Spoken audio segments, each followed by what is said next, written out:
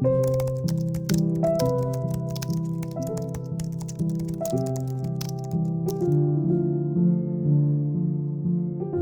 everybody, my name is Thomas Galgani and I used to teach Russian to US military linguists.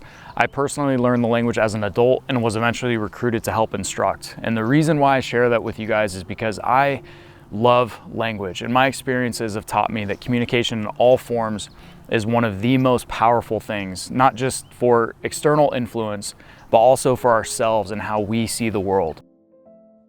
Now, there are three main reasons why I've finally chosen to stop swearing. I've condensed and classified these as the 3 Ps. I'm gonna share those with you right now.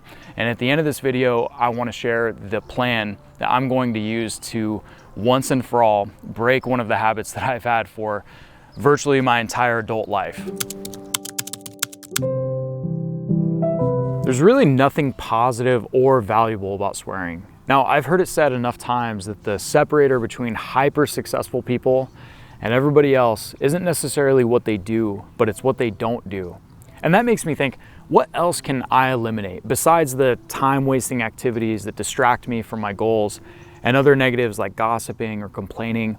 What would it mean if I made the seemingly insignificant elimination of swearing? How much momentum might that build for my own mindset and how others feel around me? Now, this doesn't mean you shouldn't be able to adjust. That's not what I'm saying. Just like it would be inappropriate to wear a tuxedo to a casual dinner party or gym clothes to a funeral, you can know your audience. However, is it fair to say that everything we think, say, or do should serve a purpose? If you had negative thoughts that didn't serve you or anybody else, your goal would be to eliminate those thoughts. Now, you could say that things like comedic effect or an unpretentious informality are good enough reasons to casually swear. But I think it's easy to overlook the effect that a repetitive use of profanity can have on ourselves and on the quality of our communication, which, as we've established, is one of the most powerful things that we have. And don't get me wrong, depending on the context, swearing by itself will probably never offend me. This is something that I want to do for myself and see where it leads to.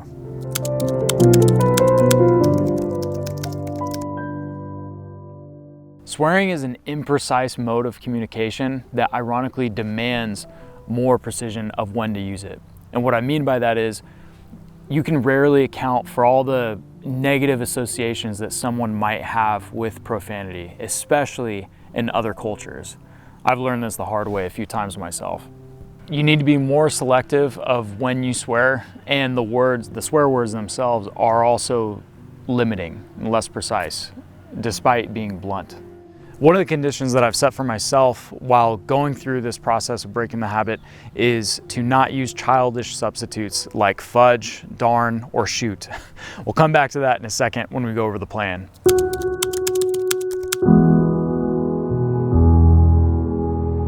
Lastly, I'd also like to achieve more peace for my family, for everybody else around me, and in my own mind. What's funny is, when I swear, even if it's just casually and I'm not paying attention to it, I never really feel better. Whereas a lot of times the opposite actions are true. For example, if I'm not in the best mood, but I verbally contribute something useful and positive, a lot of times I feel better as a result.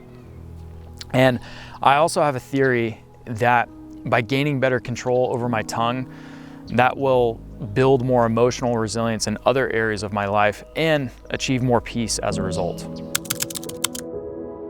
Now for the plan. I'm committing to 100 days, no swearing, no exceptions.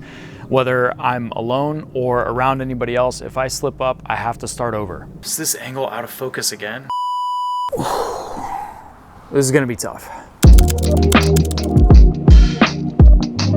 To set myself up for success, I've thought about the swear words that I'm used to using and the situations in which I might use them. And in fact, I've created a key. We'll take the phrase BS, for example. If I am inclined to say BS as a noun, I can say nonsense. If I feel the urge to use BS as an adjective, I can say unacceptable, subpar, or haphazard. You see what I mean about precision? I've already had to provide multiple options as replacements that are each much more specific than the offensive counterpart. English, by the way, has a very rich vocabulary compared to a lot of other languages. What we lack in grammatical structures and things like nuanced prefixes or elaborate declensions, we make up for in vocabulary.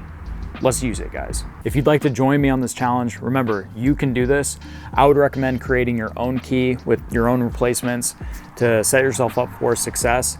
And after 100 days of no swearing, I'll make a video sharing the differences that I will have noticed, if any, and it will be fun to see if I'm right about this being a positive shift overall.